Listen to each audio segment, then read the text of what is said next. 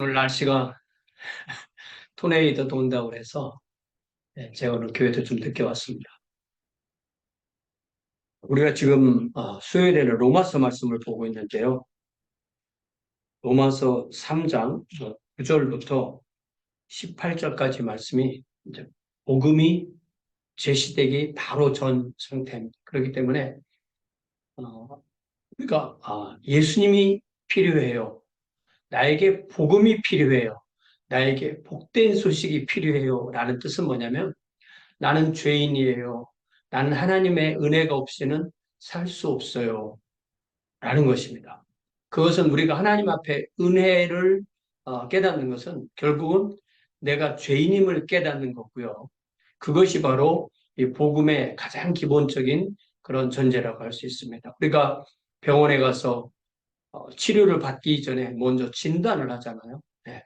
마찬가지로 우리도 진단을 하나님 앞에 우리를 진단하는데 그것이 바로 하나님과 나와의 관계에서 나는 하나님의 형상으로 지음받은 하나님의 피조물이지만 아담 이후로 모든 사람이 죄인이라는 것. 유대인이든 이방인이든 모든 사람이 죄인이라고 깨닫는 것. 모든 사람이 죄인이라고 깨닫는 것보다 더 중요한 것은 내가 하나님 앞에 죄인이라 깨닫는 거죠. 자, 그래서 지금까지 사도 바울은 로마서 1장에서 이방인의 죄, 2장에서 유대인의 죄, 그러면서 이제 9절에서 유대인이 하나님의 말씀을 받았기 때문에 좀 더 그런 나은 게 있느냐라고 말하면서 그러면 어떠하냐? 우리는 나으냐? 우리 유대인은 나으냐는 말이죠. 결코 아니다. 결코 그렇지 않다. 유대인이나 헬라인이나 다 죄 아래에 있다고 우리가 이미 선언하였느니라. 지금까지 1장, 2장이 그것을 했다는 거죠. 3장 8절까지. 그러니까 유대인이나 헬라인이나 예수님을 통해서만 구원받는다는 얘기를 하는 것입니다. 그래서 유대인이나 헬라인이나 다 죄 아래에 있다는 얘기는 사람이라면 누구나 다 죄 아래에 있고 사람이라면 누구나 다 예수님이 필요하다는 그런 뜻입니다. 그러면서 10절부터 18절까지 굉장히 짧아 보이는 구절로만 계속 연속되어 있지만 여기에 한 6개 이상, 6개, 7개 이상의 구약 성경을 계속 인용하면서 우리가 죄인이라는 것을 말씀을 통해서 입증합니다. 그래서 10절에 기록된 바라고 시작해서 18절까지 해서 이것이 한 성경에서 인용된 것이 아니라 여러 성경에서 인용이 됩니다. 첫 번째, 10절에 보니까 의인은 없나니 하나도 없으며 깨닫는 자도 없고 하나님을 찾는 자도 없고 다 치우쳐 무익하게 되고 선을 행하는 자는 없나니 하나도 없도다. 라는 이 말씀은 우선 시편 14편을 보면요.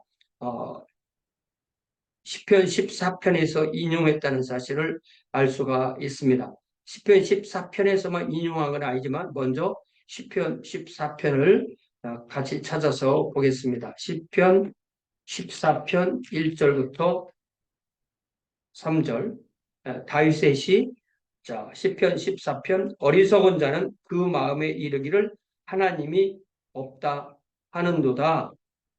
그들은 부패하고 그 행실이 가증하니 선을 행하는 자가 없도다. 선을 행하는 자가 없도다. 의인은 없도다. 이렇게 연결되는 것입니다.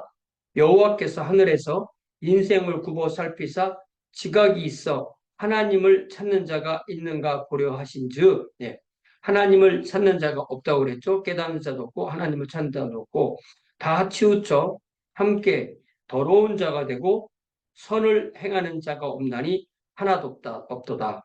의인은 없나니 하나도 없도다. 이렇게 되는 것입니다. 그래서 의인은 없나니 하나도 없도다. 선을 행하는 자는 없나니 하나도 없도다. 그렇게 연결되는 거고요. 또 시편 53편에서도 같은 내용이 나오거든요. 시편 53편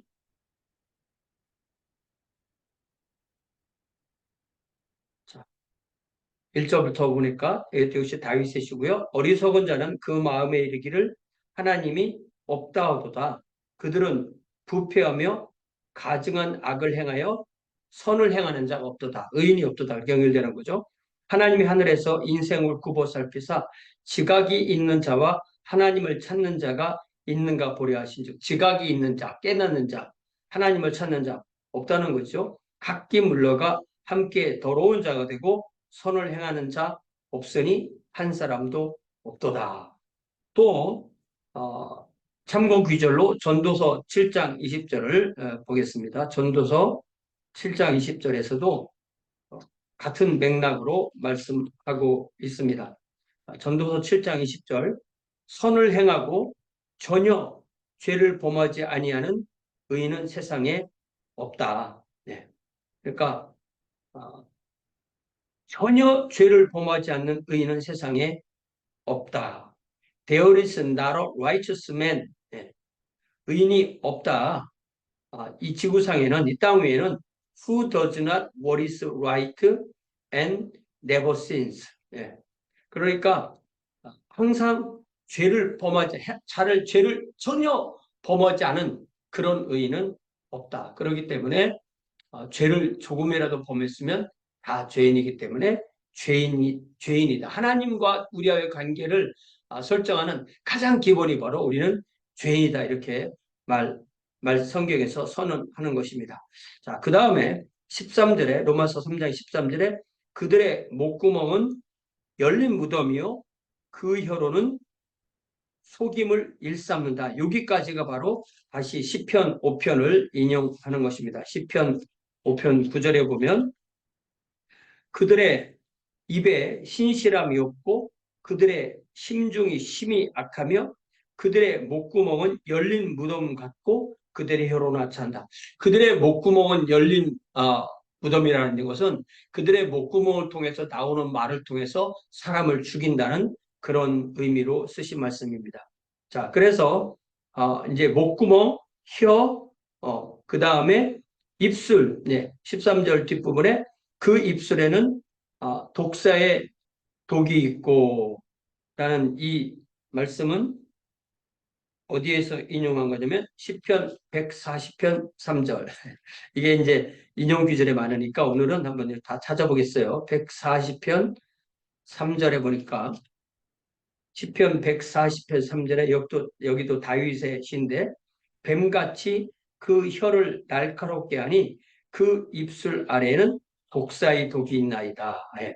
그 입술에는 독사의 독이 있다. 그러니까 독사가 먹이를 물을 때 그 독립발에서 독이 나오듯이 그들이 말로 사람을 그렇게 독한 독으로 죽인다는 그런 말씀이고요. 또 그 입에는 저주와 악독이 가득하다. 그 입에는 저주와 악독이 가득하다. 이 말씀도 역시 시편 네.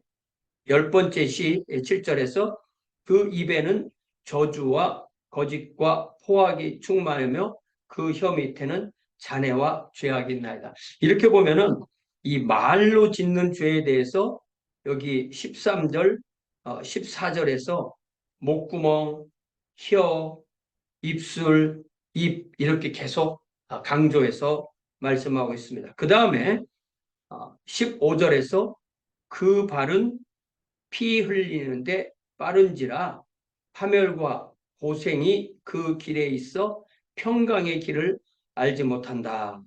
이 말씀은 이제 이사야에 있는 말씀인데요. 이사야 59장 7절 8절을 찾아보겠어요. 이사야 59장 7절 8절. 이게 다 이제 구약성경에서 인용된 것이기 때문에 자, 이사야 59장 7절 8절 그 발은 행악하기에 빠르고 여기 보면 그 발은 피 흘리는데 빠르다고 됐죠. 그 발은 행악하기에 빠르고 무제한 피를 흘리게 신속하며 요걸 인용한 거죠. 그 생각은 악한 생각이라 황폐와 파멸이 그 길에 있어. 여기에 파멸과 고생이 그 길에 있어 이렇게 돼 있죠.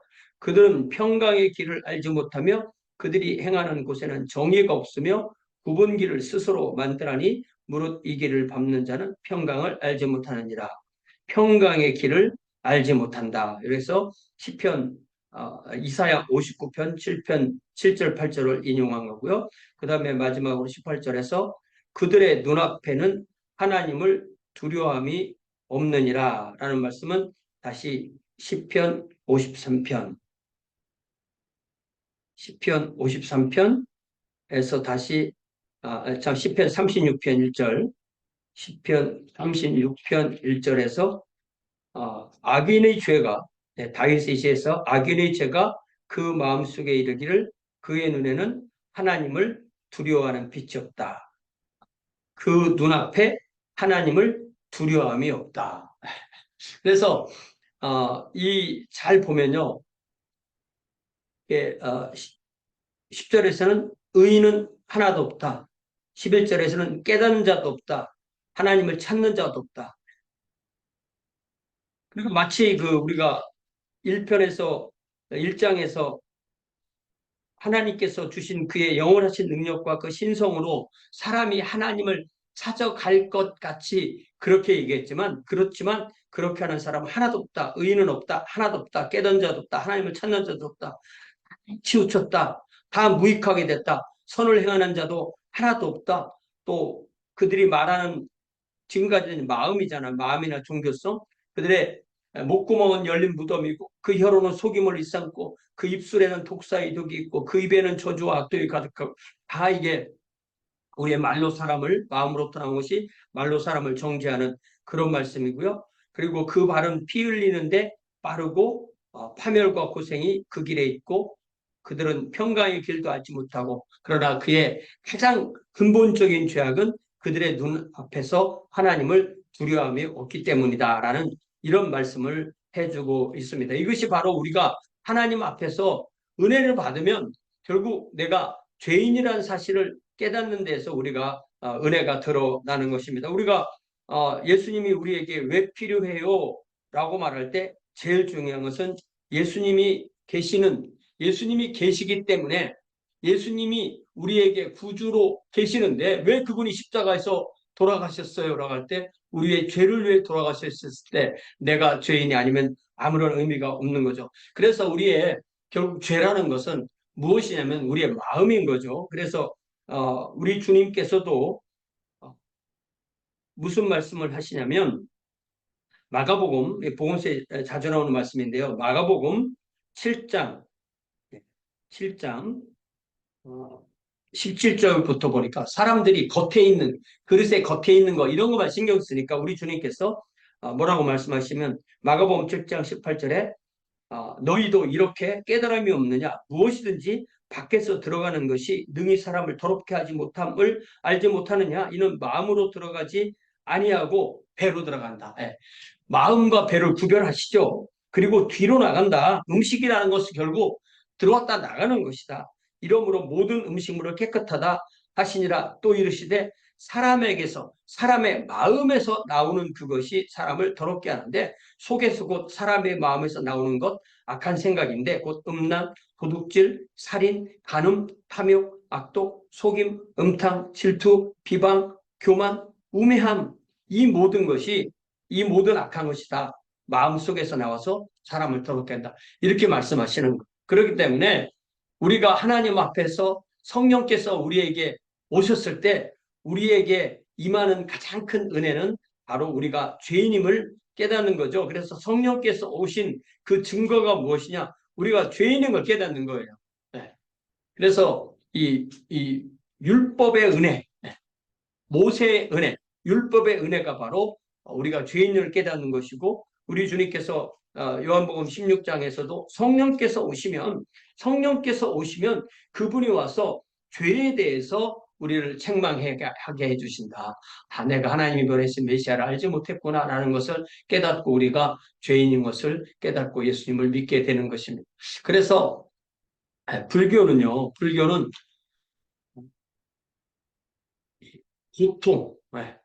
고통과 집착을 얘기를 해요. 고통과 집착인데 집착을 하기 때문에 고통이 있고 그 고통을 끊으면 도에 이른다라는 그런 얘기는 여기는 하나님이 없는 거예요. 자신과의 관계예요. 불교의 배경이 되는 힌두교나 이런 인도의 사상 범신론입니다. 범신론은 신과 피조물에 대한 구분하는 개념이 없어요. 그런데 우리는 명확하게 하나님이 계시고 우리가 있을 때 하나님이 우리에게 오시려고 할 때 우리를 지으셨기 때문에 우리와 교제하고 우리와 함께하고 우리에게 영광을 받으시고 우리에게 은혜를 주시기 원하시는데 우리가 죄인이기 때문에 그 죄를 우리가 어떻게 해결할 수 없을 때 우리 주님께서 하나님의 아들이신 우리 주님께서 그 죄의 문제를 우리 주님의 대속하심으로 구원하시고 우리가 하나님의 자녀가 되게 된다. 이게 바로 복음의 핵심이잖아요. 그래서 이렇게 로마서에서는 유대인, 이방인이 죄인이다. 유대인이 죄인이다. 다 죄인이다. 선한 자는 하나도 없다. 다 죄인이다. 다 깨닫는 자도 없고 다 미련하고 다 그 마음에 하나님을 두려움도 없다. 이렇게 선언하고 난 뒤에 예수님을 제시하는. 그래서 우리가 이렇게 로마서를 통해서 우리의 가장 기본적인 복음을 이해하는 것, 이것이 바로 우리에게는 가장 핵심적인 내용이 되는 것입니다. 그렇기 때문에 하나님 앞에서 내가 죄인이라는 깨닫는 것, 이것이 우리가 하나님 앞에 받는 그 은혜, 아주 기본적인 은혜이고요. 그것이 제가 조금 아까 말했던 저는 그것을 모세의 은혜 내지는 율법의 은혜라고 그렇게 말합니다. 그 말씀이 바로 요한복음 1장에 나오는 말씀이거든요. 요한복음 1장에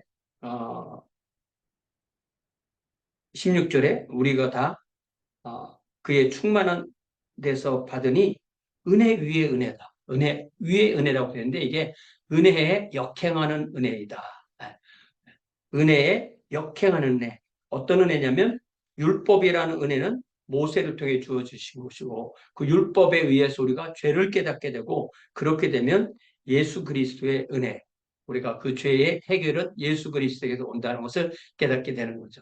이것이 바로 기독교 진리의 핵심인 것입니다. 그래서 하나님 앞에 나아가는 자는 반드시 자기가 죄인이라는 것을 깨닫게 될 때만 은혜를 받는 것이죠. 나는 죄인이 아니에요 라고 하는 것이 그렇기 때문에 가장 큰 죄가 되는 것이고 그것이 깨닫지 못하는 것, 하나님을 찾지 않는 것, 하나님의 은혜를 구하지 않는 것이 됩니다. 하나님 아버지, 오늘 저희들에게 이렇게 다시 한번 우리의 가장 기본적인 모습이 우리가 죄인이라는 사실을 깨닫고 그렇기 때문에 내가 예수님이 필요하다는 이 복음의 핵심을 다시 깨닫게 하시니 감사합니다. 우리가 어떤 다른 사람과 비교하여서 더 죄인이고 덜 죄인인 그것이 아니라 하나님 앞에서 내가 하나님의 그 거룩하심과 그 의로우심 앞에 설 수 없는 죄인이라는 것을 깨닫는 이 성령님의 은혜가 우리에게 임하게 하시니 참으로 감사합니다. 그리하여 우리가 예수 그리스도를 성령 안에서 믿고 하나님의 자녀가 되고 예수 그리스도의 의를 소유한 하나님의 거룩한 백성으로 우리를 삼아 주시니 참으로 감사합니다. 예수님의 이름으로 기도하옵나이다. 네.